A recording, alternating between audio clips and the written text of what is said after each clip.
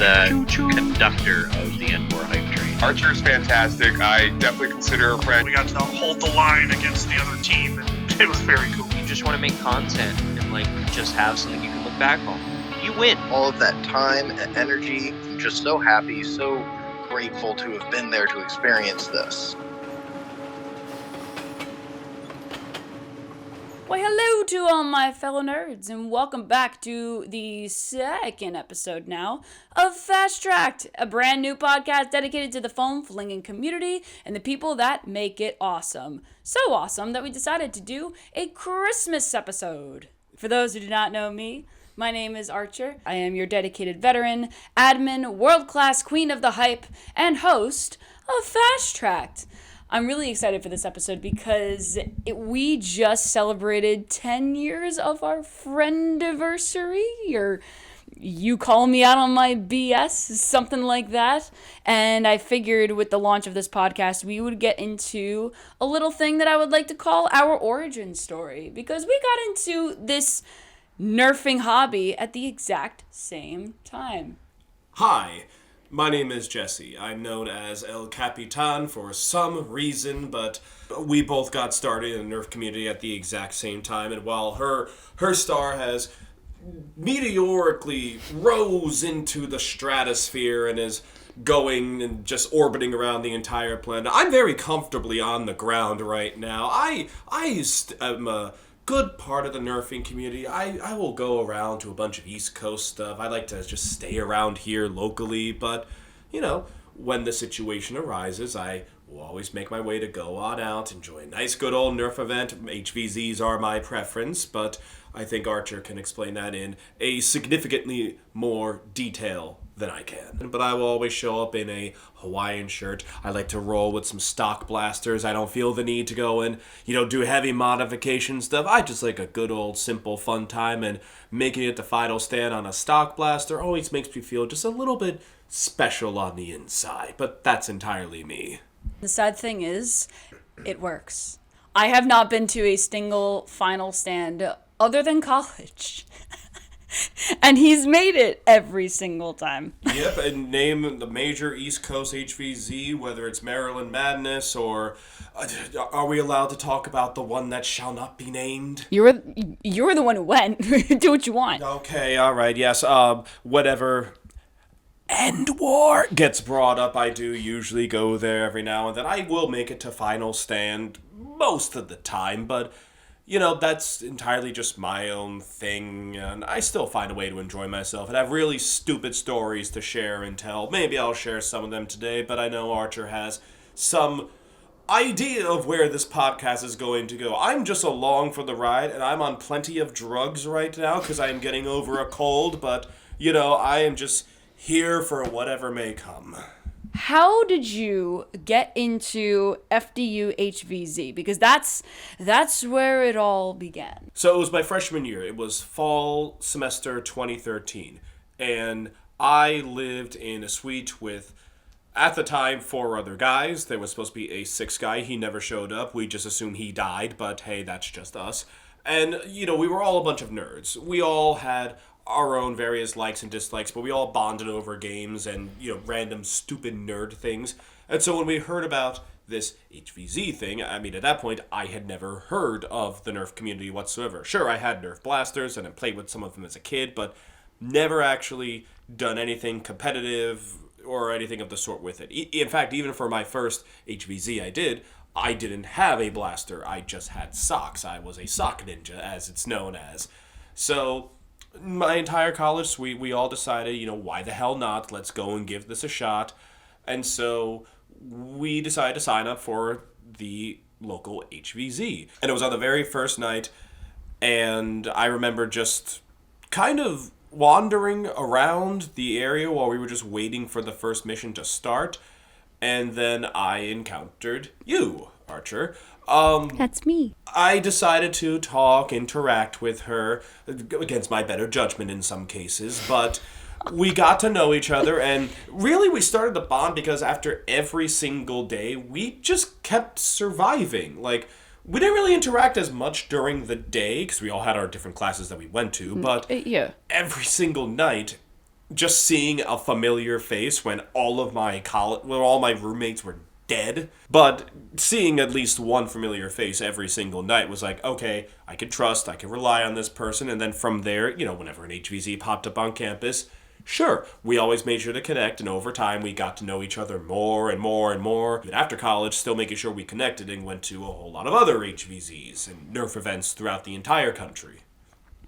So yeah, that was our origin, and I have since graduated from being a sock ninja to just having a blaster. So hooray! I now fulfill the basic requirements of the Nerf community. I have a blaster. What do you think of folks who carry 3 different blasters on them at once? People who have the really insane rigs? Because I've seen folks over the years, we both have, where people have just carried the kitchen sink with them. At the end of the day, if it works, it works. And if that's the way you ride, that's so cool. Many darts. Going that very technical route where you're prepared for literally everything that could happen is something to respect, because that takes a lot of physical strength to just carry all that stuff around and know instinctively when to switch on the fly for all that. Me personally, I don't know if this is like a humble brag or anything like that, but I only need one blaster. That's it. I remember back inside of college, we were a group of 4 at FDU. Is it Zeus? Zeus, Yeah, the old days of Zeus. Yes, and then it shifted down to being just 3 people very quickly once college was all done. And we expanded outwards. We have our own, little private Discord with a bunch of Nerfers that we got to know throughout the whole East Coast area, the MCZU. And, we had our own jerseys made and everything. We were never, a major team or anything. But Yeah, we were just a good group of friends, and, we would go to invitationals, and next thing you know, we're sharing Airbnbs together. yeah, exactly. And, over time, life gets in the way, and there are definitely some people inside the group that are not active members of the community anymore, or some people that, kind of are, but, sometimes life gets in the way of it all. And then you have people that are incredibly active inside of it. So just as time goes on, priorities shift a little bit, and there's nothing wrong when priorities shift. Life gets in the way sometimes, but it's just nice to know that, as time goes on, still having that same core group of people together, or having a core group that you get along really well with, it just means a lot to become like a second family to you, which, you are basically my sister. And you are basically my brother.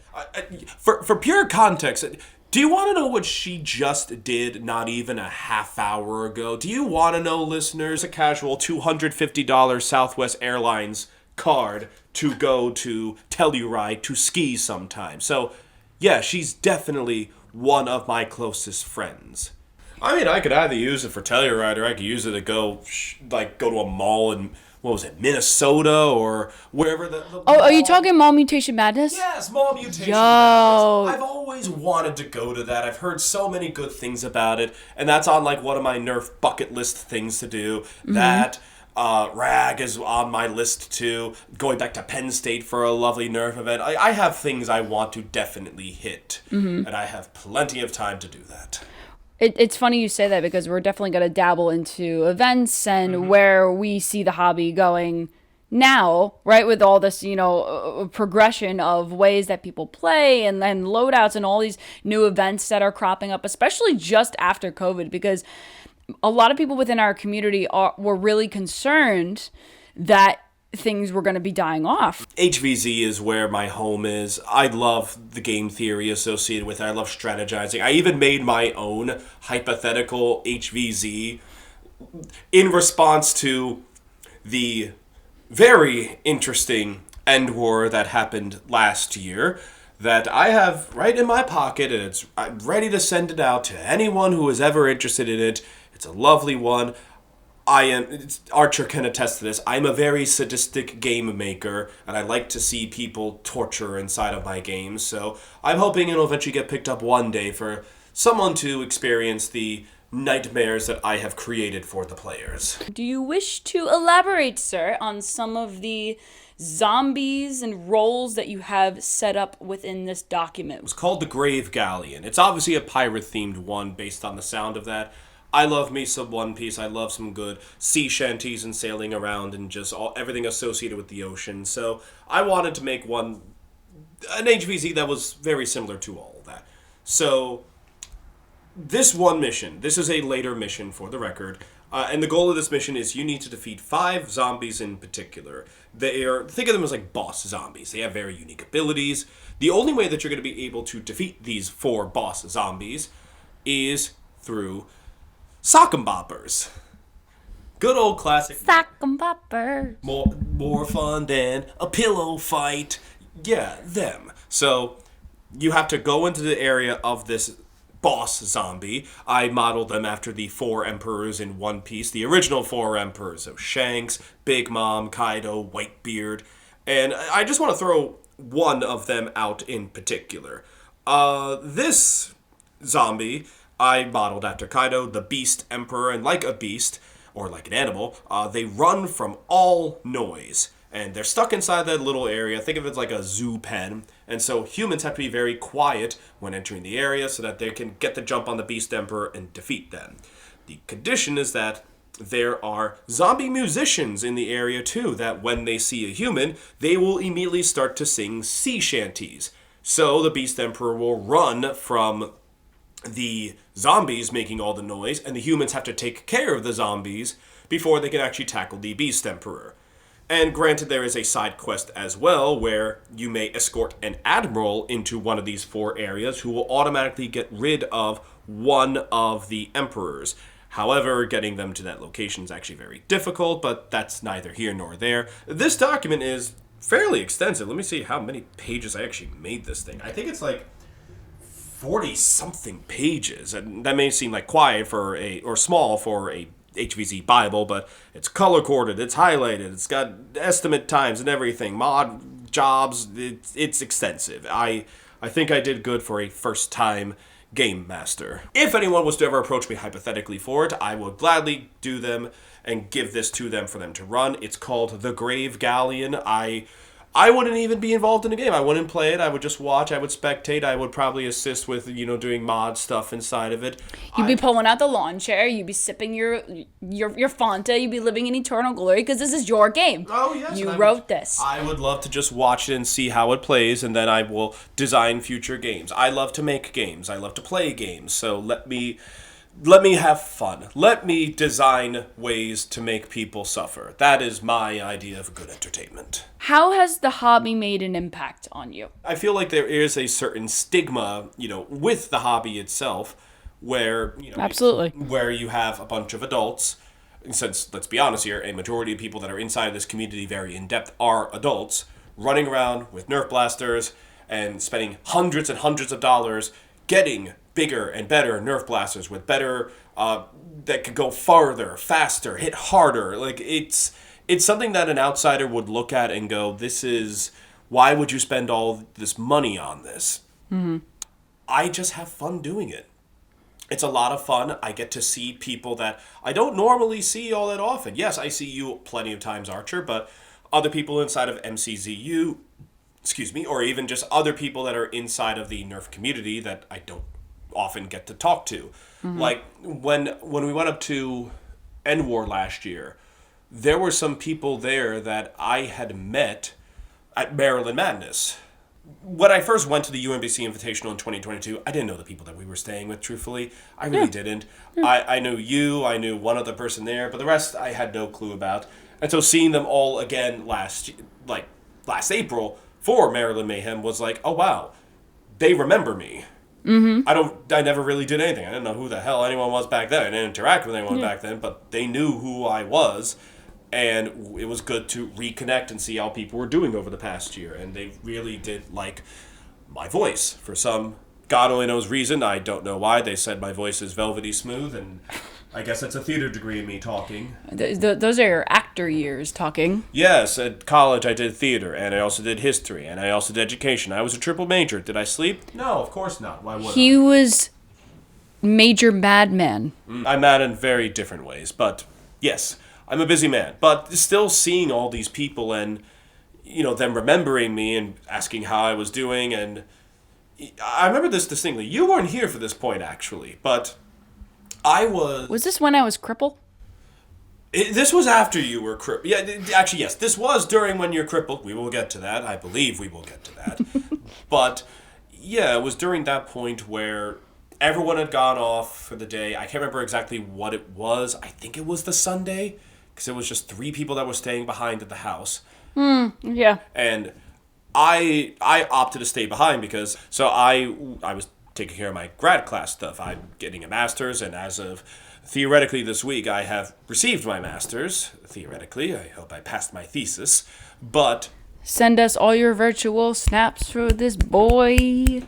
and one person who I didn't really know all that well, barely had spoken to him all that much. I mean, we drove down together, but I never really had super in-depth conversations with him. He came out, and I'll remember this very specifically. He said, "Hey, I saw you were out here by yourself, and, even though we don't really socialize all that much, I wanted to make sure you weren't doing a SAD for any reason." And I was like, "No, I'm just doing my grad class stuff, but thanks for the concern." Was this Spectre? Yes, it was Spectre, yes. Okay. So Spectre and Seven over in the UK. Yes. Because he's thebomb.com. Yes. So even though I barely had spoken or interacted with Spectre, it showed, very well that there was a lot of niceness inside of the Nerf community, where even staying with these people who I didn't know all that well, people that had come from across the Atlantic Ocean just to be in this event, and still reaching out and being like, "Hey, are you okay?" when they thought something was wrong, even though there wasn't anything wrong, shows that, for everything that is said about this community, there is a genuine heart and compassion that a lot of people have for it and for the people that participate inside of it. And I've been a part of many different communities over the years. There's a lot of openness inside the Nerf community, and I could have a conversation with anybody inside of here. We could all just get along super well. I can be in final stand next to some random stranger and just strike up a conversation with them, and they'll strike up a conversation with me, and then we may never see each other again, but I'll have a good memory of that talk. And I can't really say the same thing about any other community. I think what's wild, and I have to agree with you on that, what's wild with our community and literally everything you just said is, and maybe because my scope is so broad with the exception of, modifying and heavy modifications. And even then, it's this constant, want to be helping each other. If you look at the whole sliding spectrum as a whole, everybody just wants to be helping each other out and finding ways in making each other better. And it's just great, and people are, checking up on you, and they're seeing if you're having a good time, because if you're not having a good time, then what's the point? Yeah, I mean, we're all here to have fun. Mm-hmm. If you're not having fun, then, well, it's always good to make sure that someone is able to help you out and make you feel better. And you can enjoy yourself and have fun with this stuff. Mm-hmm. Penn State 2016 was our first invitational together. Yes. That's when we started going off and traveling in this ridiculousness, right? And then once comp came into the picture, I steered in a whole other direction. I mean, we still regularly come back in. We come back in and we go to events together. You drove head first into comp and you never looked back. Oh, I sure did. Yeah. But I mean, just speaking off my own experience though, I've had people ask me, "Oh, do I prefer, competitive or HVZ?" My answer is always HVZ because that's the heart. Mm-hmm. And for me, that is the root, and that's the thing where if you don't have HVZ, and this is just speaking for me, that's what roped me into this. It keeps that silly component, and for you've kept consistent with the sillies and not really diving into the strategy and all the seriousness that competitive can be sometimes. Well, there is a strategy component when it comes to doing an HVZ. There's always the very optimal idea of being okay, we have this mission to fulfill. How are we going to fulfill this mission? What is the best optimal route? How are we going to get there? Oh no, there are zombies coming. And you have to do split-second decisions like that. Comp also does require the strategy too. Obviously, there's a lot of team coordination with it.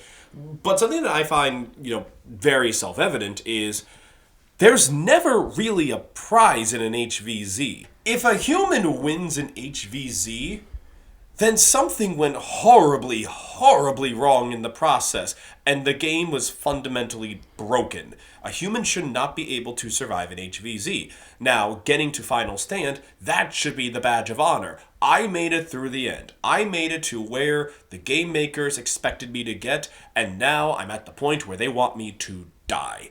It is all about fun. There is no real prize other than bragging rights. With competitive, there is a prize. Naturally, it has to be because it's competitive. There are winners, there are losers. Sometimes there will be cash prizes at the end of it, or some kind of reward for the team that does win.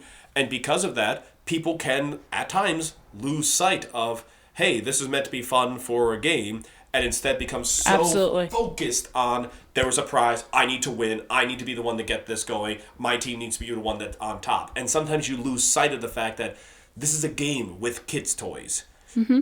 Have fun with it. And I think HVZs have a lot more potential to be fun, silly, stupid. Of course, I wouldn't show up into a competition wearing a whole bunch of Hawaiian shirts that I swap out in between matches. I wouldn't do that because it's a different kind of expectation you get from an event like that. For something like HVZ, you could have the Council of Ricks come on in from Rick and Morty, where you have 10 people walk in dressed as Rick Sanchez, and they're just a team.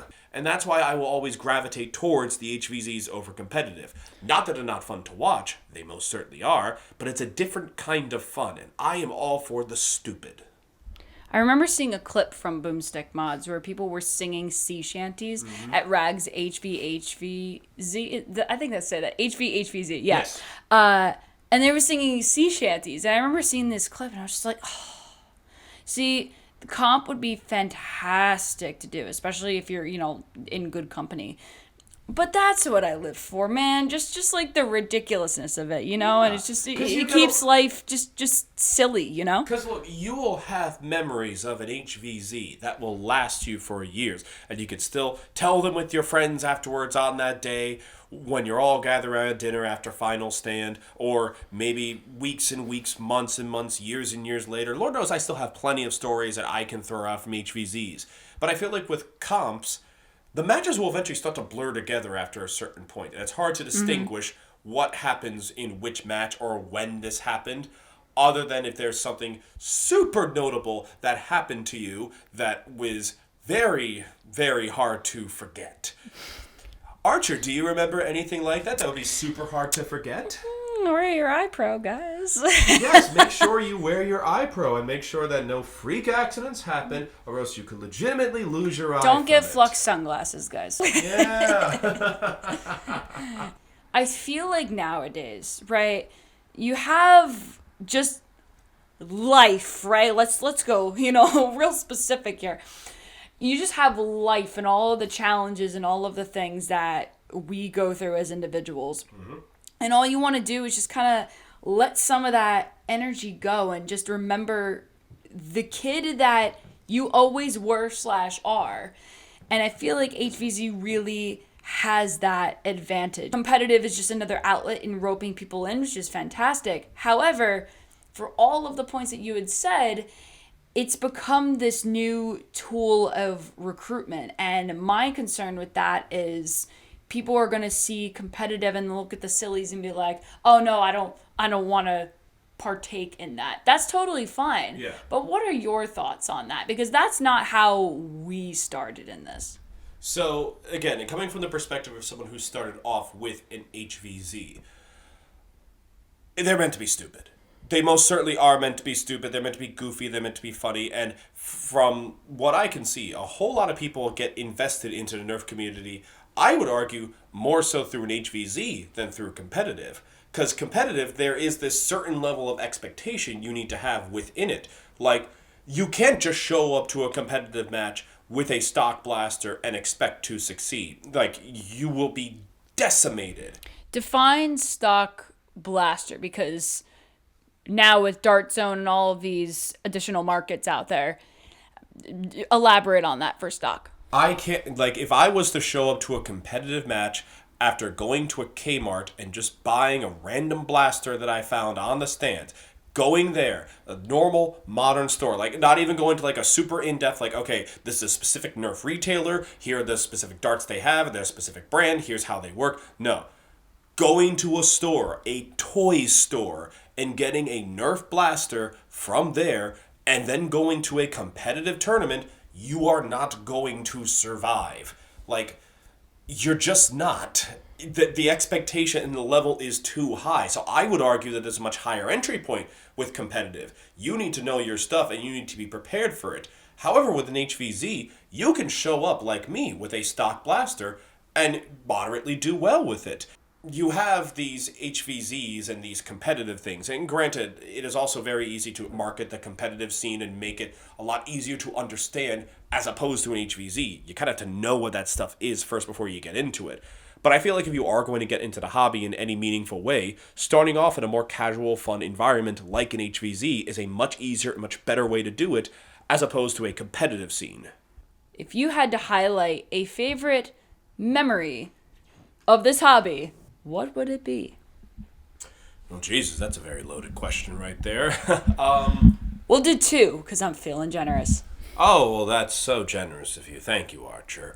It is Christmas, after all. Oh, 'tis a season of giving. Okay, so if I had to go with one favorite memory just to start off with, I think it would probably be my failed attempt at going out dramatically.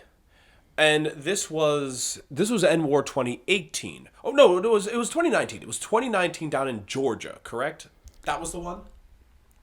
Were you hot or were you stupid hot? I was sticky. Very, very sticky, and the weather on the weather tracking app was purple. That's what I remember most. So Georgia, yes. Georgia, yes. So I remember it was back at that point where, at that time, my nickname within the community was Thanos. We had everything all planned out. We were going to stay at a friend's place in North Carolina. We were going to drive on down. We were going to stay at this nice little Airbnb that we rented. It was literally a cabin on a bunch of stilts. It was great, wonderful time. However, half of us dropped out at literally the last possible second. So when they dropped on out, it was the first time I had went to an end war. So everyone joked I was Thanos because I snapped everyone away and they all just vanished. Half the people were out perfectly balanced. But to make things even better, by Final Stand, of those 6 people, 3 of them had made it to Final Stand. It was myself and 2 other people. And I had made it abundantly clear I wanted to go out by someone from our group. I wanted to be taken by one of 3 different people. Archer was one of those people. And when all death... Yeah, I died. Yes, when all death was surrounding us, I had yelled very loudly to the horde of zombies, I want one of these 3 people. If I am going to die, let me die to one of these 3. Tagged in the back immediately as I said that. I was denied my... And who was this? I think I remember who this was. I don't know who it was. It was just some random guy. Just some random guy. That's perfect to me. It was so deflating, but it's a perfect summation of just like, you never know what's going to happen. You never know. But I think if I had to say like an actual like favorite memory where it was like, oh, hey, I survived this really well. It was, it was a Penn State. I cannot remember which Penn State it was. But it was when there was a mission where there were a bunch of zombies that were just walking around. They were attracted by sound. They were just going anywhere where there was a sound. Was this the dawn of the boombox? Because Yes. I think you continued doing that Yes. since. This is where I get my more modern name now of Sound Bomb. I go by either of those 2 names. I'm perfectly fine with it. So what I did with Sound Bomb was this. I had this portable speaker. Nice little portable speaker. Very nice. It was a Kove speaker. Still got it too. Very nice. Good sound. And with those zombies, what I did was I literally took my speaker. I just put it on the ground. And then I walked away to do the objective. And I was very silent while doing it. And all of the zombies went to the speaker and started to have their own little dance party. I accomplished the objective. I looked back at the zombies. And then I just walked away. And then the mod who was there was like, is that allowed? I was like, I didn't make any noise. They went all to the noise. It worked. And then they gave me my speaker back, at the end of the mission. But yeah, it was just that one little bit of just, here's how this mechanic works inside of the game. Great, let me exploit the mechanic right now to my advantage. Okay, no one's going to question this. It's legit. Wonderful. And so that's what I do now. As a zombie team distraction connoisseur, I do have to give them credit in the fact that anytime most zombies hear music, we get hell hype. Because that's how that hype train rolls. And, then you just forget what the objective is. And you're like, oh, where'd the humans go? I always want to change the song to make it something terrible each and every single time. Like, after that happened, I was thinking, you know what, next time? Next time will be the 12 Days of Shrekmas. The Shrek 12 Days of Christmas. Why not put that on? Let everyone dance to that and be miserable in the process. Or probably get super into it. I mean, realistically, there are Shrek raves, so who am I to judge? But, yeah, throw on some interesting music. Next time will be My Pal Foot. And yet you haven't rickrolled anyone. I am a sadistic person, but I am not evil. Any advice for the youngins, old and new, coming into our hobby? Don't think too much. Just don't think too much. If you get stuck inside of your own head and thinking about, oh, I need to survive. Oh, I need to make it to Final Stand. Oh, I need to make sure I have a great blaster. Oh, no, I need to make sure I have all the best equipment available so I can do well. Quit thinking. Just have fun. You're running around with toys. Enjoy the stupidity of it. Enjoy the fun of it all. Just give in to, this is what I'm doing for fun. I am running around with Nerf blasters, shooting a whole bunch of people. And there's other people that like this too. What's not to like about this? Where can we find you, El Capitan, Friendo, Thanos, etc.? Or as I like to call, Underground DJ Extraordinaire, because how many hours is your playlist now? Between you and your girlfriend? So first to answer that point, 166 hours right now. Though we are going to cull it down. We believe it's quantity over quality right now. Though the songs are great on it. But if you were to ever find me on the socials, I unfortunately don't have much social media presence. However, I do write for a couple of outlets online. I write for Flixist.com, Flixist.com. I'm a film critic on that website. You can find a whole bunch of reviews about movies that you will most certainly disagree with me on, but hey, we're all individuals here. Some people have their own opinions. It's just my opinions are more right than yours. It's A-okay with that. The website I do write for most is The Escapist. So you can find me at The Escapist at any point. Jesse Lab. I write anime reviews. I write movie reviews. I write a whole bunch of game reviews on there. So you could read my work instead of see my opinions, because I believe that Are we calling it X or Twitter? We all just call it Twitter anyway. Yes. Read my stuff. Read my articles on The Escapist. Read my articles on Flixist. Look at my opinions. Hopefully you'll get a good film critic out of this, or maybe a good game critic, or get some good anime references out of me. I love to share my opinions about all sorts of media. So if you want to find me, look at me at those two spots, and I guarantee you, you will disagree with my opinions, but you will respect my opinions. And he puts a lot of work into this, guys. My girlfriend will usually stay back for some of these, but it's the terrible ones. That's the one that Archer comes to every single time. Listen, it's the beautiful experiences and the oh god why experiences that make all of our friendships that much better. Alrighty, guys, so I believe that is our episode for Fast Tracked here. For those of you that are just coming on to Fast Tracked, be sure to look up my Instagram at Archer2016, as well as the upcoming episodes listed on Spotify, Facebook, etc., so on and so forth. Again, thank you so much for tuning in. Stay classy, stay awesome, and I'm going to see you at our very next stop, where we're going to be speaking with John over at the admin team for the upcoming Sub-Zero Blaster Battle. Take it easy.